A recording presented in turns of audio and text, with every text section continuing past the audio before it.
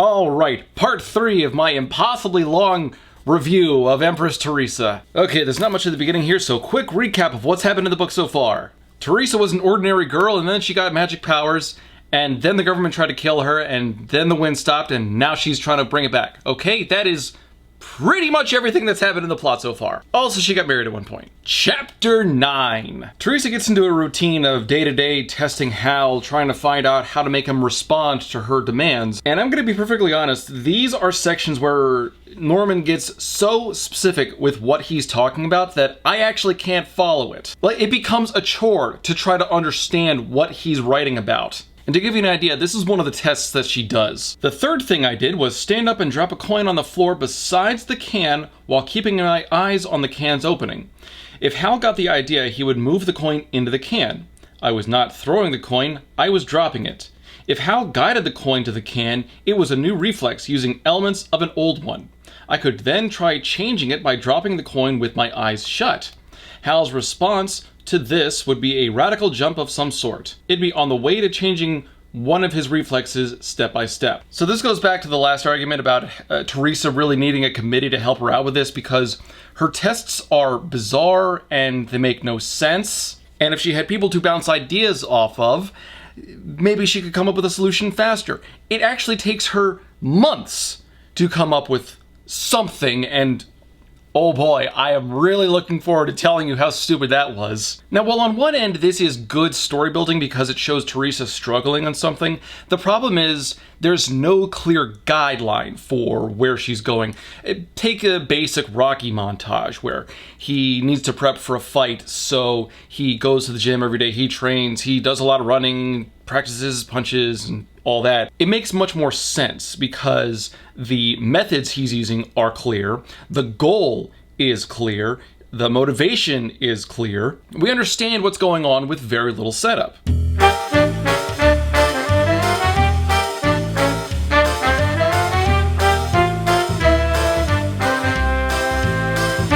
With Theresa, we get the goal, but the methods are so clouded in uncertainty. We don't really have a firm grasp of how Hal's powers work.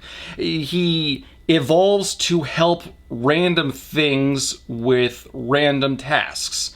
That is about the best way that I can sum it up. And because that's not clear, Norman has to go out of his way to over-explain things, and trust me, it gets so much worse than what I just described.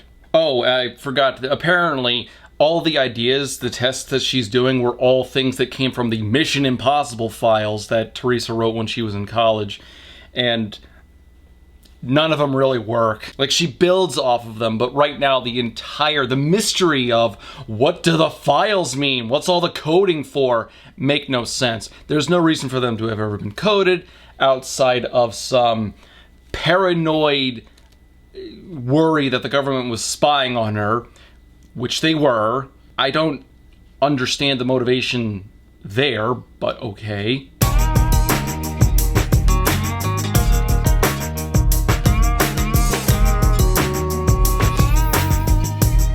There was really no purpose for it.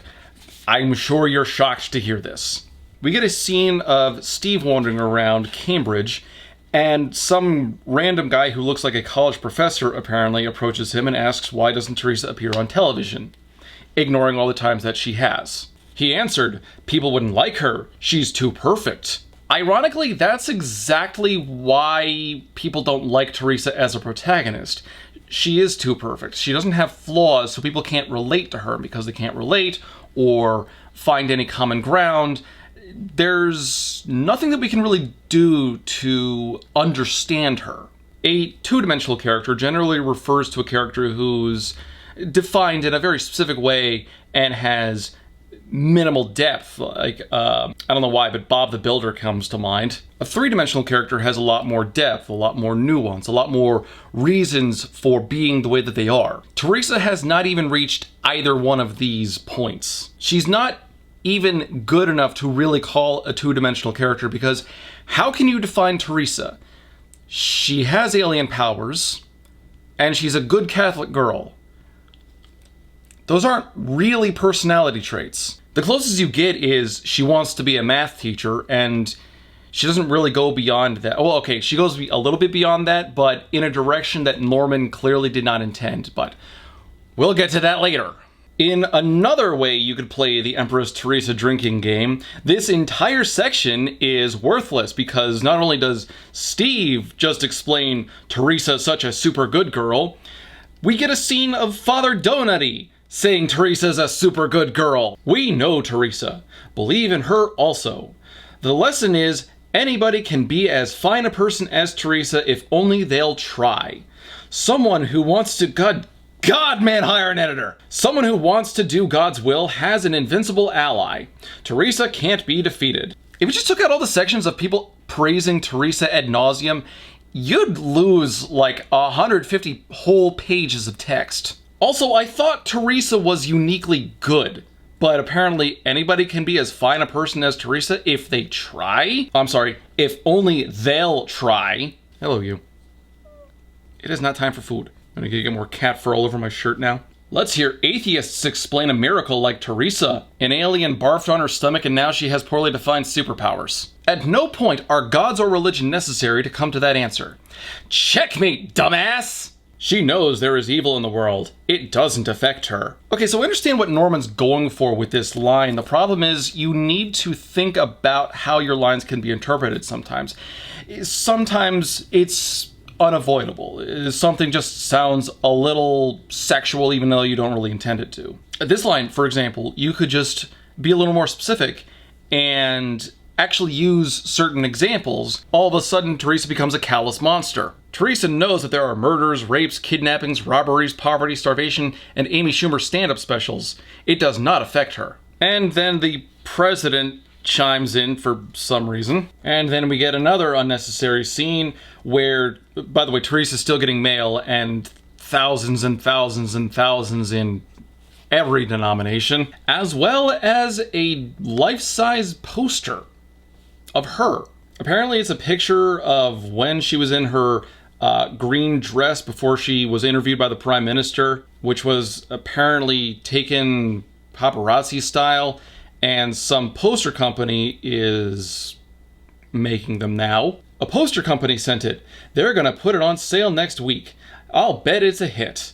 So now I'm a pinup girl. I smiled. Well, the poster company is selling Theresa's image without her permission, so I know that doesn't really apply to newspapers. I don't think they can do that with posters. Like, they get sued for copyright or privacy invasions or something, because Theresa hasn't signed any paperwork authorizing this. Also, she's a pinup girl now, so the family-friendly goodness continues.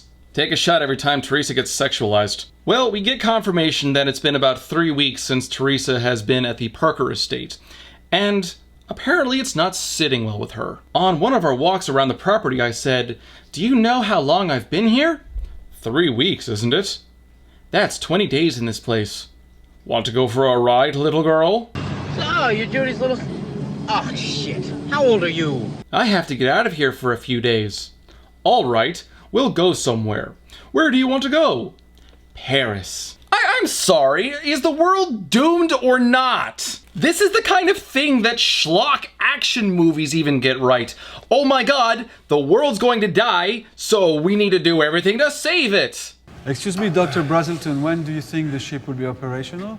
When I get my fabrication methods perfected, 10 years. What would it take to get it done in 3 months? $50 billion. Will you take a check?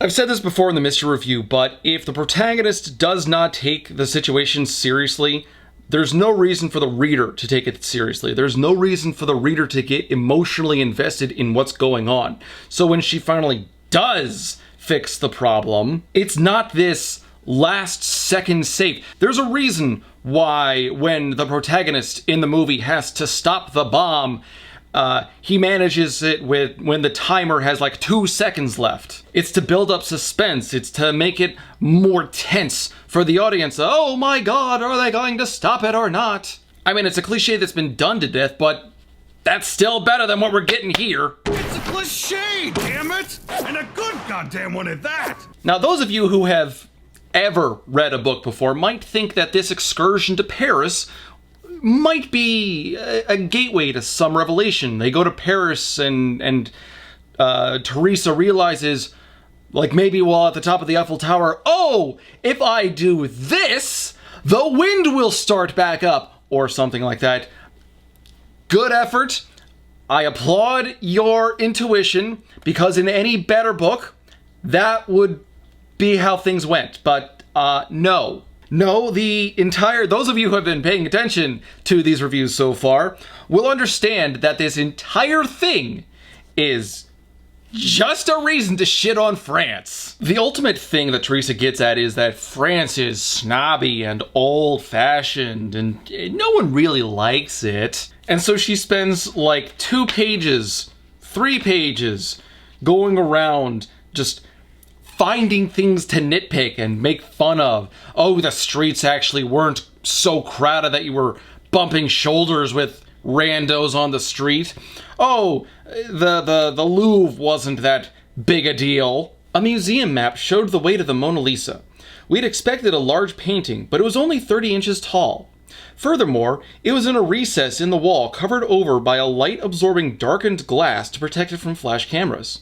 It was not impressive, and there were only a few people looking at it. Not a crowd as you'd think the world's most famous painting would attract. I don't know why, my cats are just so much more affectionate now. You're still not getting fed yet.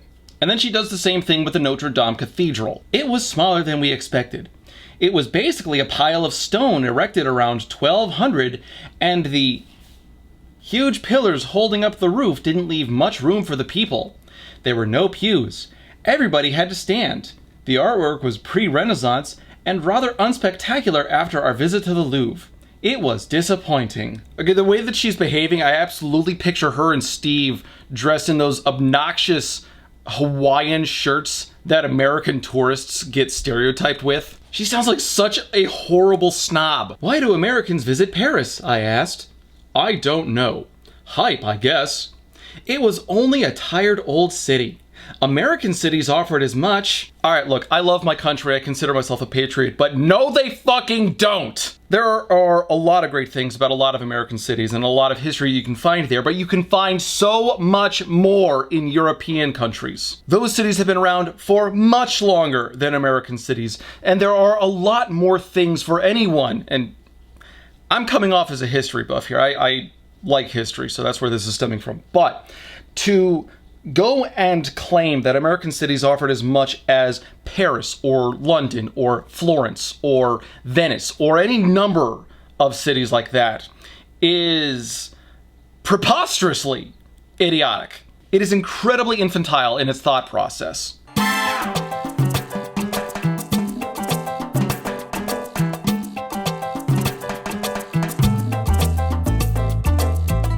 I went to London once with my father on a week-long trip, and we spent hours outside just wandering around on the streets and stopping in shops, riding around on the Thames, visiting the Globe Theatre, of course. We saw like 4 different plays. And despite all of that, we still did not see half of what we wanted to see. London alone offered so much. By like day 5, I had worn half a dozen blisters in my feet from walking around so much. I imagine Paris is probably very similar to that. To come off and just proclaim that Paris is some old city that no one really cares about, it just has a lot of hype, doesn't sound like Paris is this boring old nothing town. It makes Theresa sound like a disinterested, unconnected snob. And that further alienates her from the reader. She's only going to appeal to a very, very niche group of people who happen to think exactly like her, who happen to not like France, and about half a dozen other things that I can say later on. So by going on tangents like this, which do not help the plot, and really don't help the character, Theresa cannot be measured as a smart person as she keeps claiming that she is. You know, oh, she made the the Mission Impossible files that 4 math professors couldn't solve. But she's smart enough to know that Paris is this boring nothing town. Okay, I buy that. And it genuinely does not help how she immediately follows that thought up. It was only a tired old city. American cities offered as much. I missed chipmunks. Is this real? Am I dead? Let's go find some. There aren't any in Europe. I checked. People must be crazy to live here without chipmunks. Now, what's interesting is that even though the world is doomed and the wind has stopped and everyone should be panicking because they're all going to starve to death once the food resources run out, no one in Paris really seems to give a shit. And it doesn't feel like something that would be normal for Paris. Oh, the Parisians, they just don't care about anything. It feels more like Norman forgot to include what the normal people would be doing, while Theresa was blatantly not doing her job of saving the world. No one's freaking out, no one's hanging out with loved ones, no one's hoarding resources. We get no depth from the world, so the universe feels flat. I can tell you, if the wind stopped and starvation was a very viable option, I'd be stocking up. But the common people are not reacting, so again, the problem doesn't seem that serious. It's one of those small touches that you gotta think about when you're writing. The world is affected, so the world should react. But the diversion in Paris is not done because Theresa and Steve decide to go to a fancy restaurant. Now, they find this interesting because they don't get seated for several minutes while other patrons are. The minutes ticked by as other Parisians walked around us and were seated. Steve suggested, maybe American slobs are supposed to seat themselves. Let's try it. Yeah, interesting observation that Theresa makes on the previous page, though. We waited. 2 minutes later, another Parisian couple walked by us and were immediately led to a table. I noticed that all the women in the room were dressed in beautiful clothes, while me and Steve were dressed in American casual, which these Parisians probably considered no better than potato sacks. Is it possible that maybe the restaurant is not run by a bunch of rude Frenchmen? Maybe you haven't met the dress code, which is something that we have in America too. Sure, maybe someone at the restaurant should come up and say, you don't meet our dress requirements, please leave. But they don't. The problem is, they don't even consider this, so they do look like country bumpkins, which they kind of make fun of, but at the same time, that makes them look completely unaware. It also really doesn't help that despite not getting any service or attention from any of the waitstaff, they do decide to seat themselves. The waitresses did not come. We smiled as we waited 10 minutes, 15 minutes, 20 minutes. The well-dressed patrons gave us frequent looks. We didn't feel welcome, but we didn't care. This was an interesting and funny experiment in human psychology. What experiment? You look like assholes! What are they even measuring? Are they trying to make Americans look worse in France? Like, that'll accomplish a lot. I make fun of France all the time. I wouldn't do this shit. So you'd think that after this fuck you to France, they would just go back home and get back to work. Nope! Instead, they go to Dublin, Ireland. And there's no connection to Theresa's supposed Irish heritage. There's not even really that much praise for Ireland. They're there for about half a page. They're met by some rando named Kathleen, who doesn't really exist beyond this little excursion. And the only thing that happens is they get mobbed because Theresa gets recognized and she's like really famous now. The crowds kept nearby, but didn't crowd us. This is my future now. This is just going to become the Theresa Reviews channel. So they spent 3 days in Ireland, a full day in Paris, so that is 4 days away from saving the world. That's the whole chapter. Nothing happened. Oh, I spoke too soon. One thing happened. So the Parkers apparently, in that time, built a small enclosure in the backyard. What's this all about? I asked Parker. Steve called when you were in Paris. He said you wanted chipmunks. They should arrive from America today.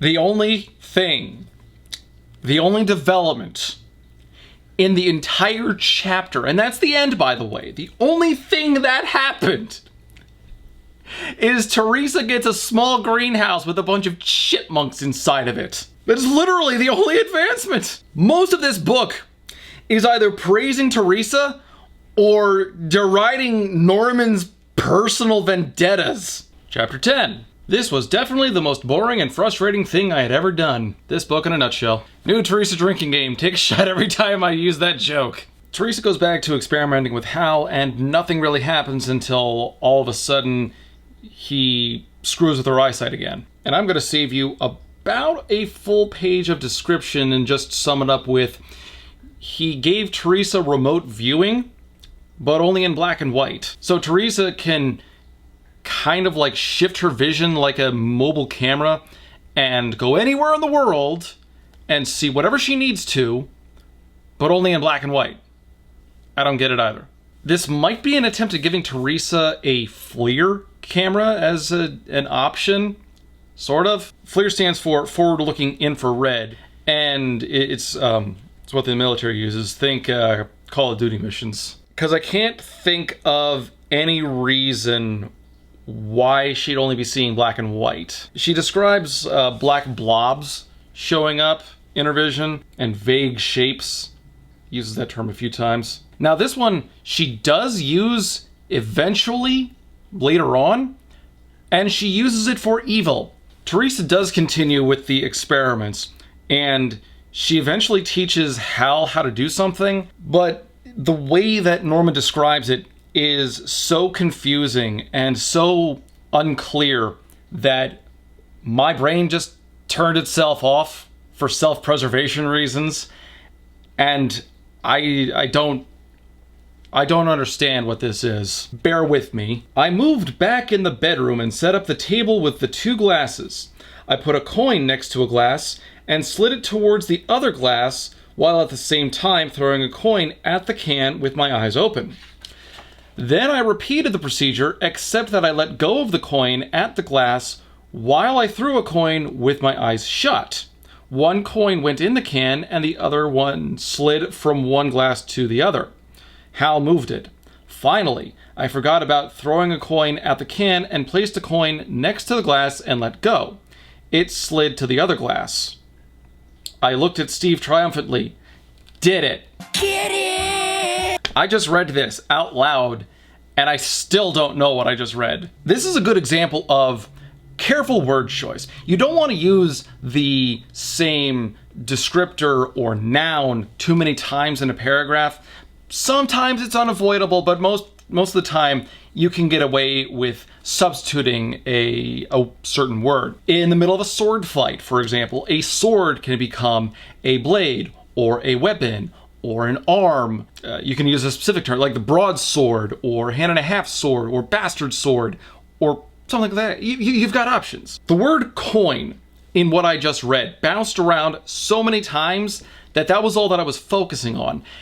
And because I was over-focusing on it, I don't know what the rest of the paragraph was. I got so bored with it that I cannot actually focus. And that kind of writing happens so many times in the book where things are over-explained and similar words are used way too often. It becomes so disengaging. Ash, leave the lights alone. There's this clock that they built in the backyard of the Parker estate. There's a 2-foot wide face, but there are 100 dowels kind of bordering around the outside. The whole thing is being used to teach how to react based on small increments of time. And my description there is about 100 times shorter than Norman's, who goes on for more than 2 pages, setting all that up. But despite, the whole saving the world thing, Theresa thinks that it's really important that you remember the chipmunks. What about the chipmunks? I soon gained enough of their trust to feed them from my hand. What I did was lay a small rug on the ground in case there were little chipmunk poos I couldn't see. Yes, you heard that right. This book contains the words little chipmunk poos. You're welcome, Internet. But no, this is supposed to be a cute moment, humanizing Theresa because she's so friendly and cares a lot, which is why she's going to such great lengths to save the planet. She's spending so much time focusing on them that the chipmunks learned to eat from her hand. How much time is she spending in this greenhouse? The Parkers had never seen this done and thought it was charming. They took videos of me feeding the little guys by hand and put them on several social media websites, having the effect of ruling out copyrights. The fuck does that mean? The videos were shown in every corner of the planet, especially on kids' programs, which showed them every day. I suppose people found the videos comforting. If I took care of little rodents, much more would I take care of people. Yeah, I don't think people care about that right now. They should care about the whole running out of food thing. And by now, it's been 7 weeks, so people are probably rioting in the streets, or at least they certainly should be. You know, if the zombie apocalypse hit this world with Theresa in it, I don't think there'd really be any bloodshed or worry from the masses. I mean, yeah, the zombies would be going around killing people, but the random citizens just would stand around and go about their business as usual. I'd almost call that poetic as far as avoiding problems if it was intentional. You want to believe it's real, you go right on ahead, Susan. No, it's right there! It's right there behind you!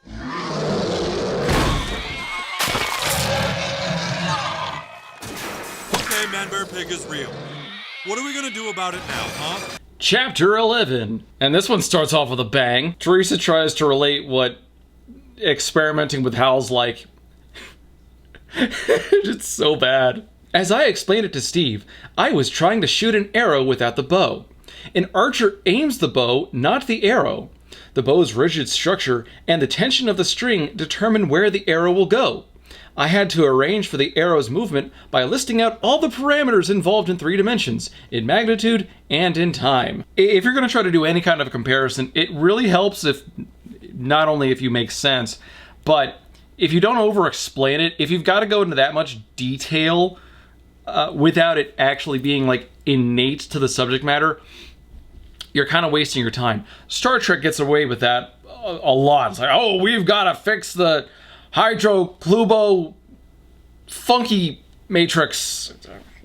And then somebody else simplifies it. Oh, it's like putting air into a balloon. If she had left it as I was trying to shoot an arrow without the bow, that would work. That by itself is simple enough of an image to understand the concept, but Norman feels the need to go into such incredible detail. Well, Theresa's been getting really tired doing all this incredible work with Hal.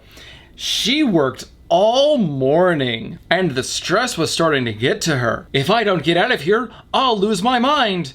Now I was talking to myself. That was it. It was time to get out of the house before I went completely loony. You have a chipmunk enclosure in your backyard where you spend so much time you trained them to eat out of your hand. And you just got back from a trip to Paris and Ireland. She's not really garnering any sympathy as far as how tired she looks. Pulling 20-hour days, barely getting any sleep there, taking lunch in her office while she's doing these experiments. Okay, if she were doing all that, I would understand being tired. I would understand needing a break.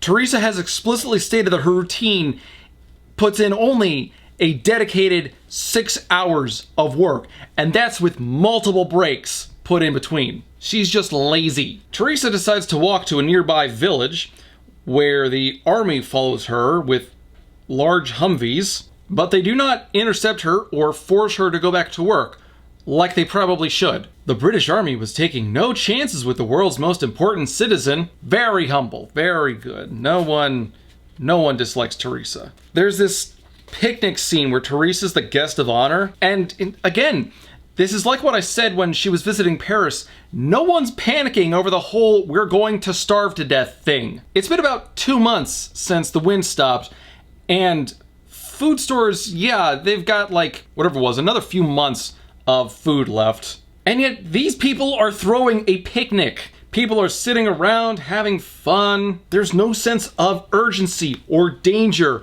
And because of that, the reader doesn't feel like there's any sense of urgency or danger.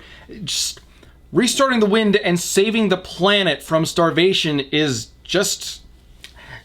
it's like an average Tuesday. And Theresa runs into this woman named Mrs. Graham who was nice to her. We get this line when she gets back and she talks to Steve. "You know what you've done, don't you?" he said.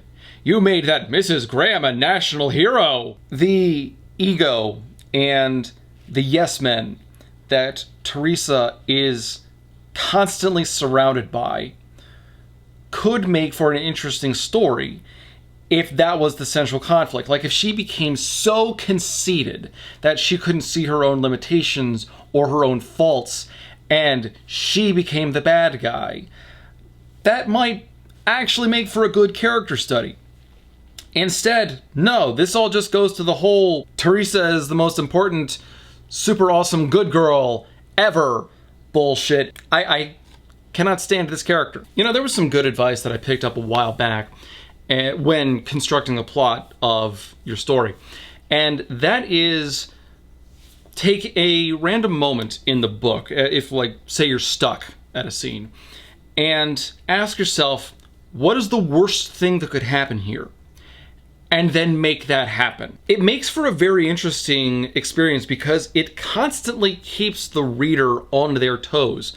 Or viewer sometimes. 1917 is a great example of that. Game of Thrones, the books, did that quite frequently when characters were killed off in key moments. I've used it myself in the novel I'm writing. It's a very good tool, I think, because it forces the author to examine everything that's been built up to that point, everything the characters have stood for, represent, the decisions they've made, and it forces you to really examine your options to see how many ways you can work yourself out of certain problems. Norman never attempts this, because if things got even a little difficult for Theresa, he would not actually be able to write her out of the problem, which is why she picked up the Coke bottles before she was told how she was going to die. Because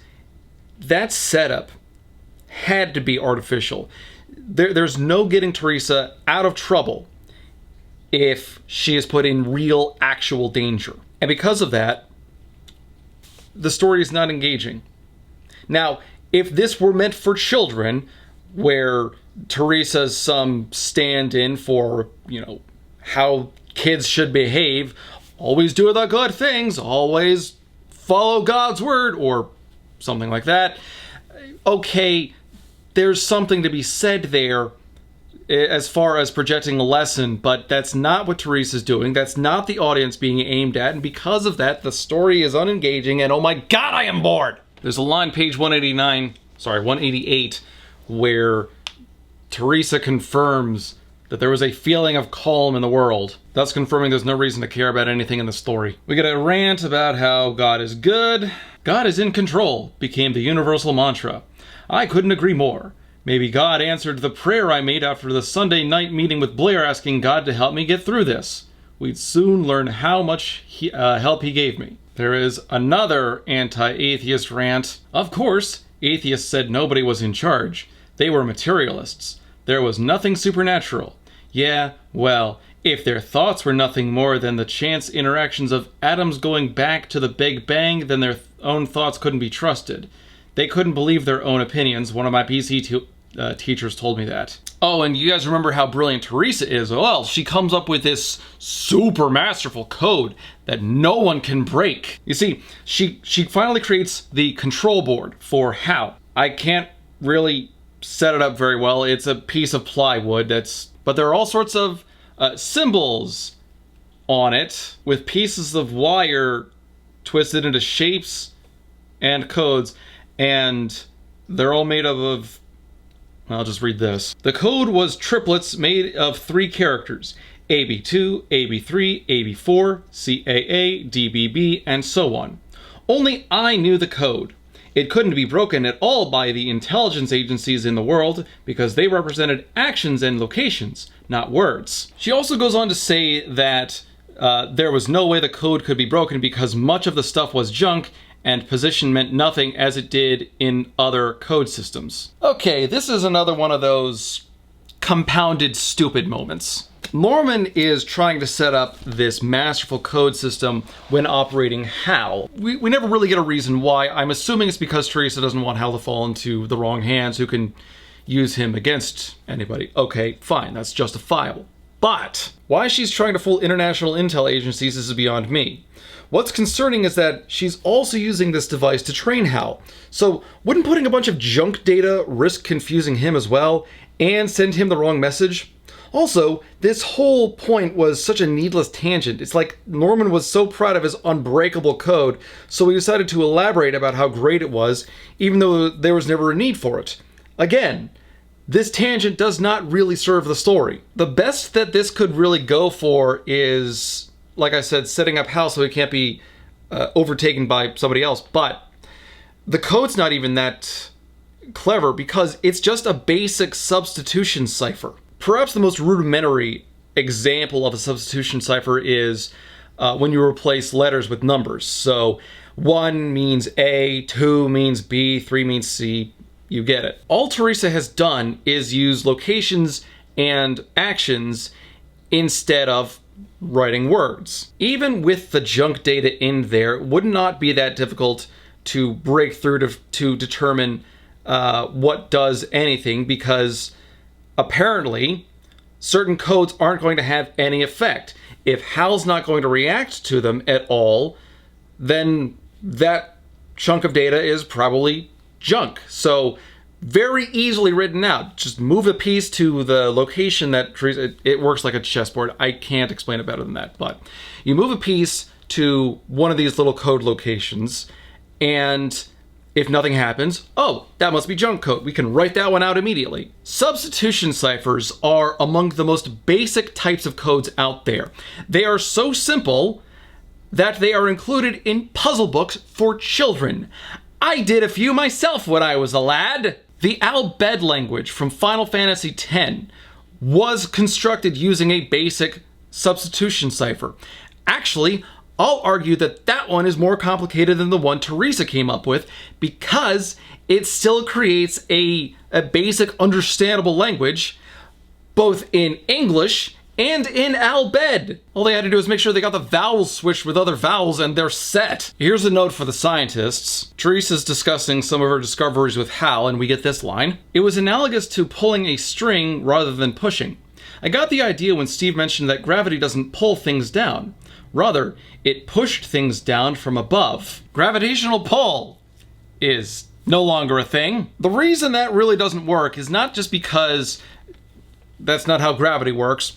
It's also because if that was how gravity works, there would have to be some sort of a force on the other side of something to have an effect.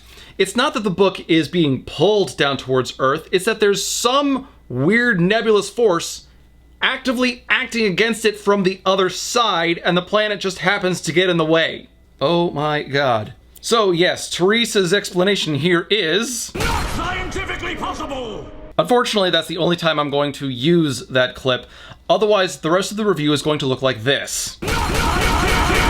Anyway, with all of that crap out of the way, Theresa finally kicks in her master plan. In the last review, I wanted people to guess what Theresa's plan to save the planet was. And he got some decent answers on how idiotic it was going to be.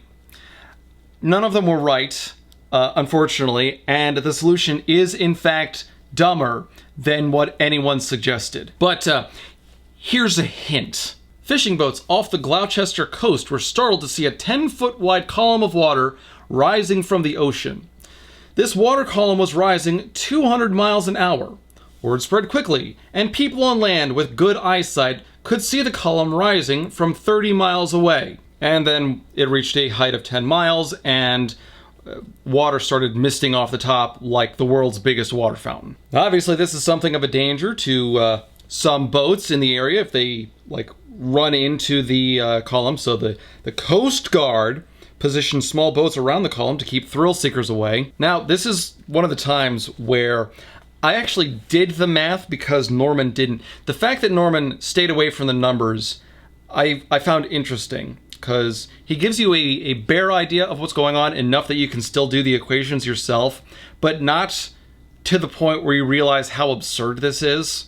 So feel free to correct me on the math here. Math is not my specialty. I decided to see how much water was being used for this for fun, and I got a bunch of conversion numbers from the North Dakota State University. So thanks to them for that. So if the column is 10 feet wide and 10 miles high, that means it is 5,280,000 cubic feet. And calculating for water volume, 1 cubic foot equals about 7.48 gallons. You convert that, and the water volume makes up about 39,497,145.6 gallons. And as an added bonus, apparently 1 cubic foot of water equals about 8.345 pounds, which means that that column weighs 44 million pounds.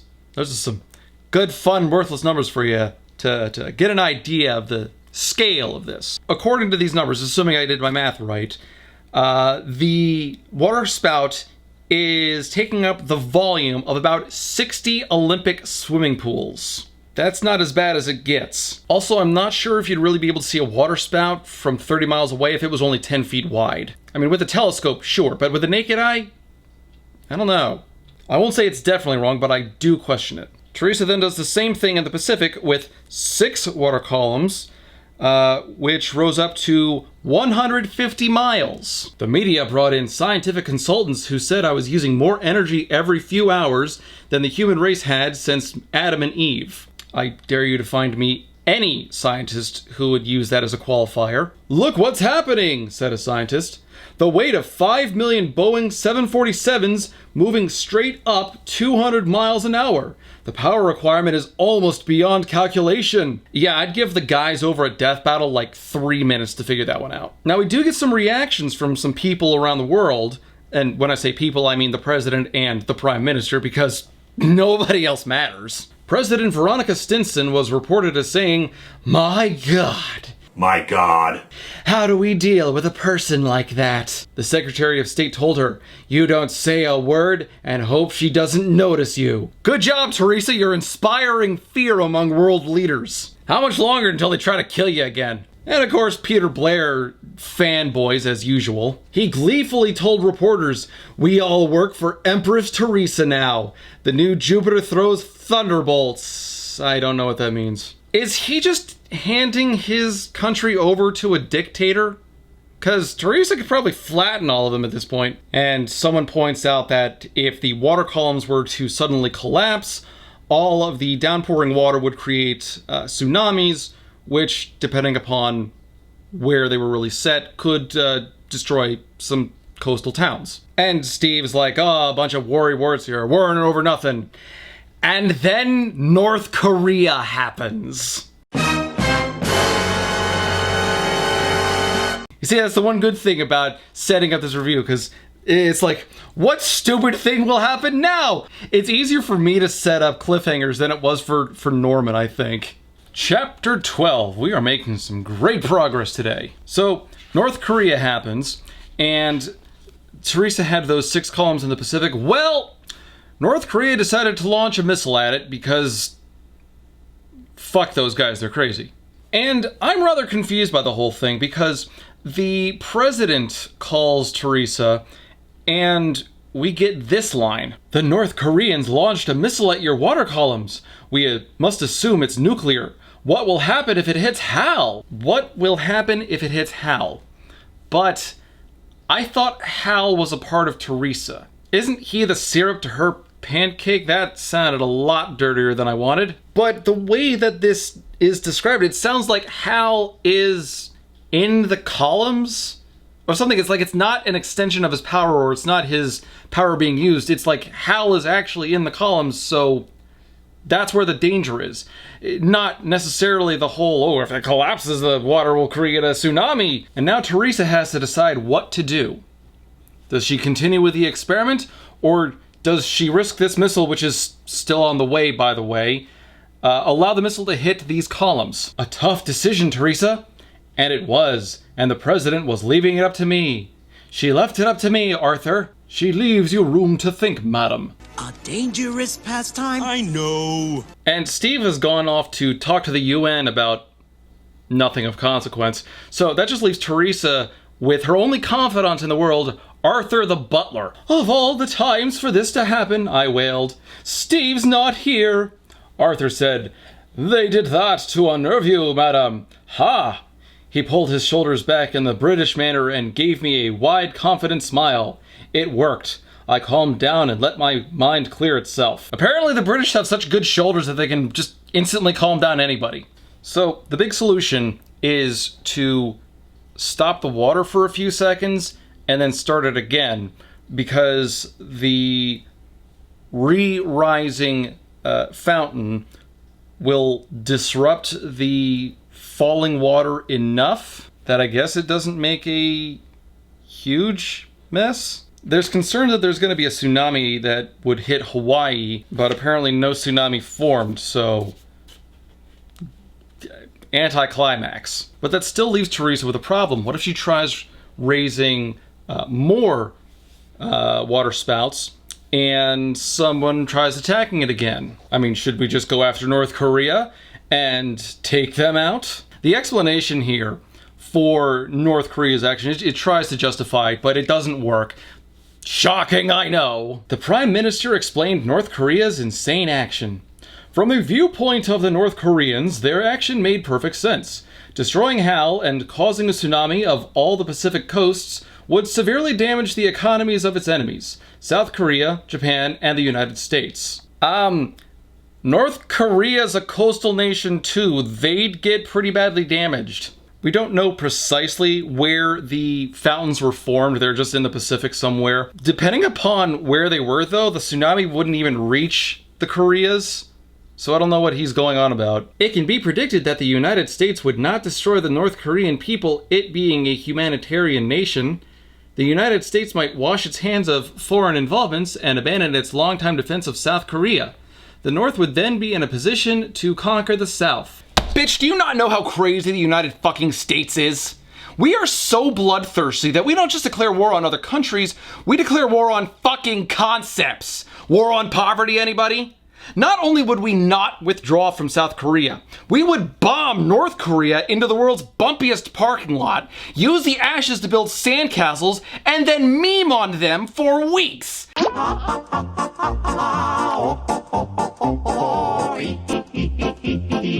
Theresa does reveal that her plan was, this was just a basic test. Her plan was to create 1,000 water spouts all over the planet and sprinkle that over all the world to artificially create rain, which is a terrible idea. First off, that's only going to affect coastal regions.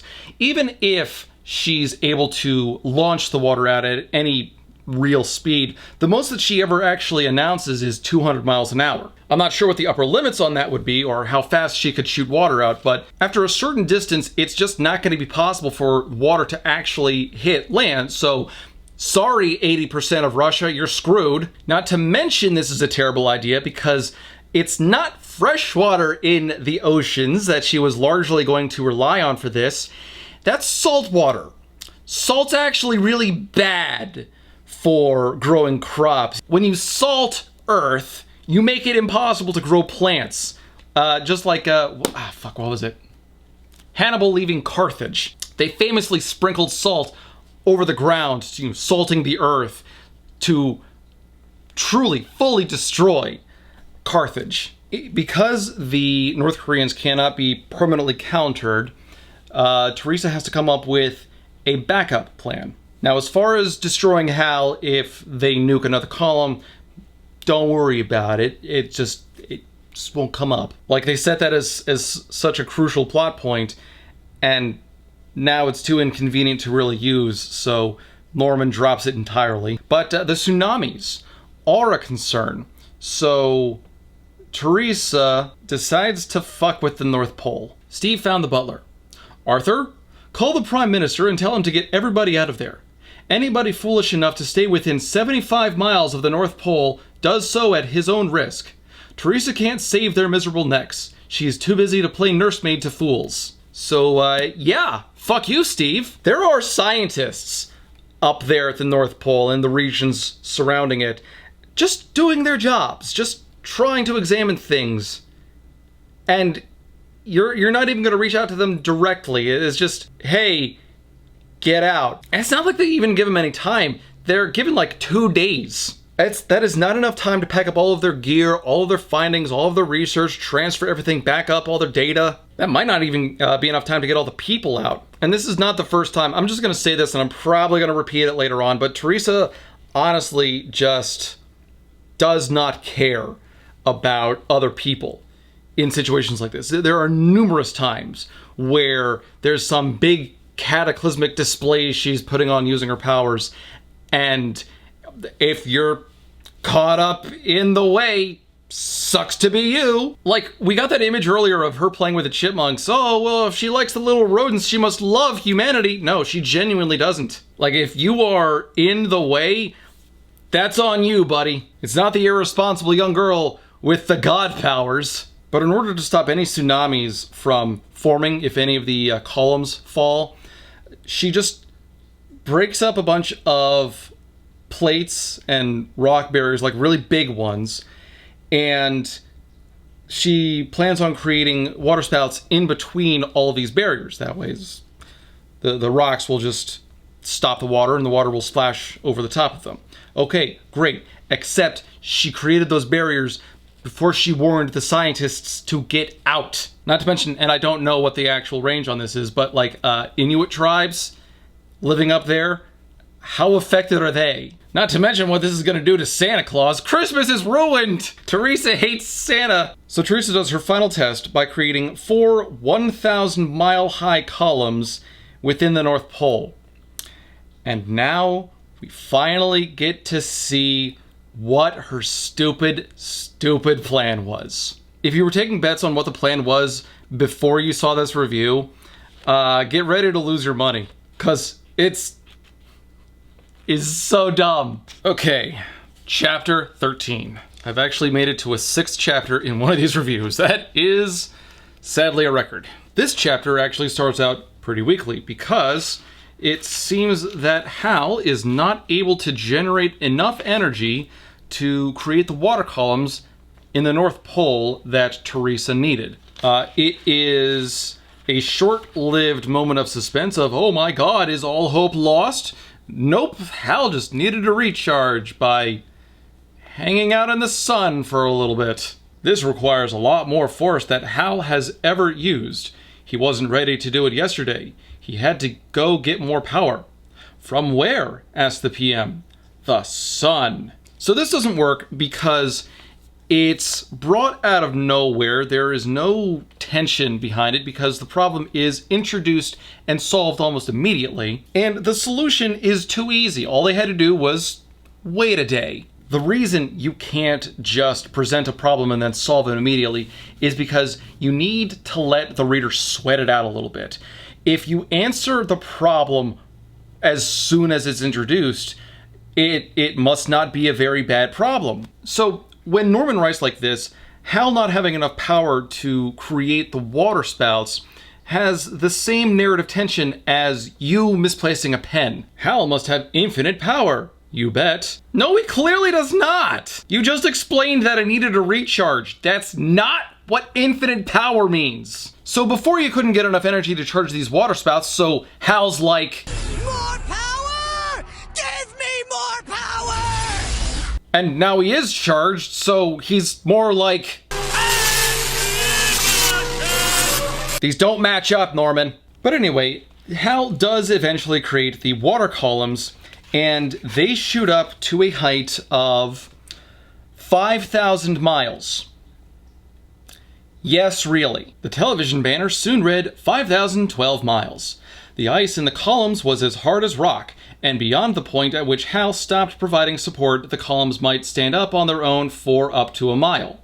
Finally, telescopes provided a faint image of the top of the column complex spreading apart.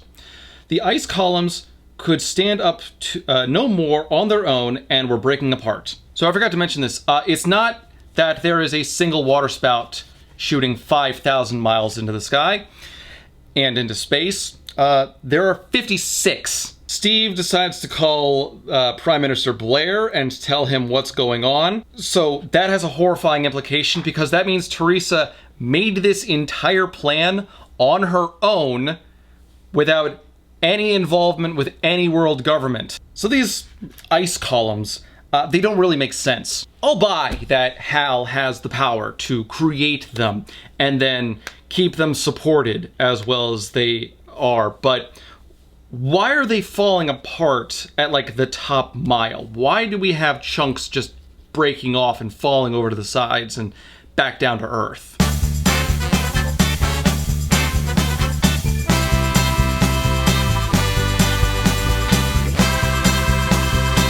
Because if Hal is really strong enough to create those columns and then keep them stable at that height, how are they falling without any outside influence? What is acting on the ice to get it to fall? Because it's apparently not Hal. We don't have any indication that Hal is splitting them apart and causing chunks to fall over. If we relied on construction the same way that Hal is supporting these water beams, we wouldn't be able to rely on buildings with more than 10 floors. But anyway, here's where the plan really starts to fall apart. See, it's not just enough. The ice columns were the start. It's what happens afterwards that matters. Now keep in mind, they are cylindrical, so they're all 100 feet in diameter, 5,012 miles high. You got all these chunks of ice that are falling, and that's the key thing. How fast will water be falling when it reaches Earth? He was asked. 7.5 miles a second. Doesn't that exceed Earth's escape velocity? It's falling, so it is doing exactly the opposite of escape velocity, so I don't know why you brought that up. But the chunk of ice continues to fall towards Earth in no particular direction, when all of a sudden, a blinding white flash whitened the television screen. After 14 seconds, the white flash faded away to reveal a 16-mile wide yellow ball. So it's not just enough that you have ice falling from all these different ice columns and crashing back down to Earth in this gigantic explosion. One of the military planes circling the columns and observing them makes this observation. Someone on a plane in the area said, "This is insane! It's a hydrogen bomb exploding every second." Mr. Parker asked, "Is that true, Steve?" "It's about right. I calculated 8 million tons of TNT every second." Good Lord. You were getting the equivalent of 8 million tons of TNT exploding every second in the North Pole. I can't imagine the maddening cacophony that is, but I think it's safe to say that Theresa has turned the North Pole into an inhospitable wasteland. Now keep in mind, these explosions do nothing to affect the columns or disrupt them in any way. I don't know if they're falling far enough or what kind of an impact radius these explosions would have, but okay. Doppler radar indicates blast wave coming in at Mach 3. People began realizing this was not a momentary explosion, but a continuous one, which would last as long as the ice kept falling. It was an astonishing concept, a continuous explosion. And Michael Bay creamed his pants. Oh, also she nearly kills the plane that was doing the observations for her, so good job. So the plan is the ice would break apart in the atmosphere. And yes, this is going to sound incredibly stupid. Bear with me. It was Steve's idea. He was a physics major and realized when the water hit the atmosphere, it would heat up to thousands of degrees. Hydrogen atoms would be stripped of their electrons and scattered in all directions at thousands of miles an hour. They would be spread out over most of the Earth, and when they came back down, they'd combine with oxygen to make water.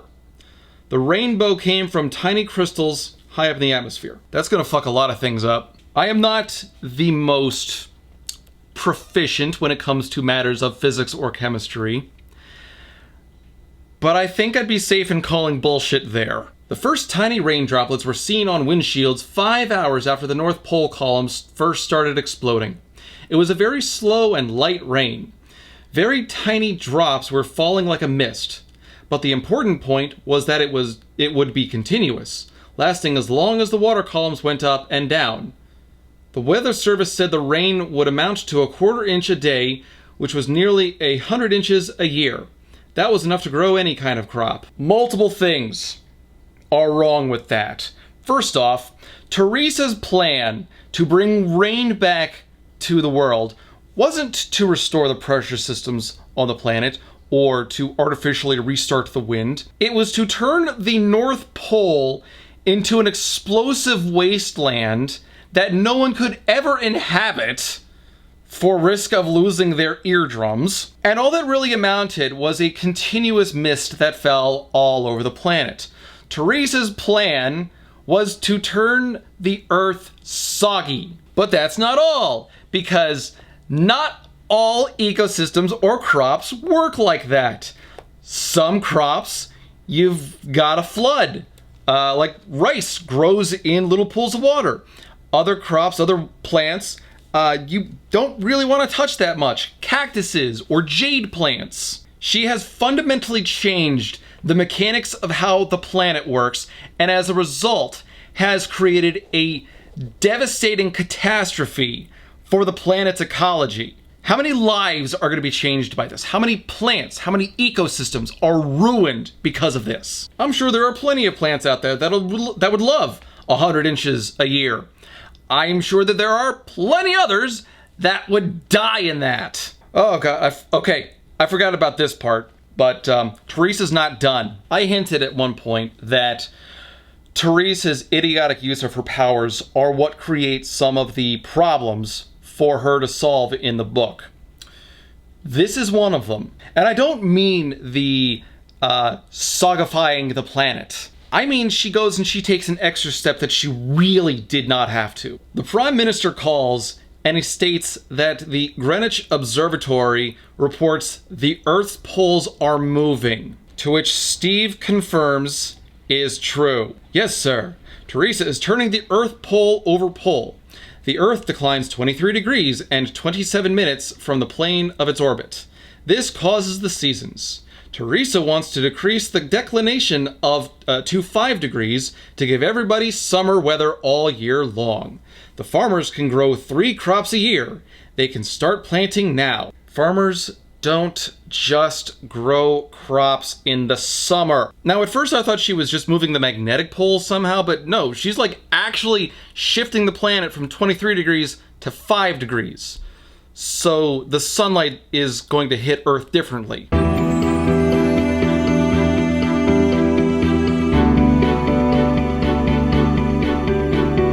And I shouldn't have to really explain that this is not physically possible. You already know it's not.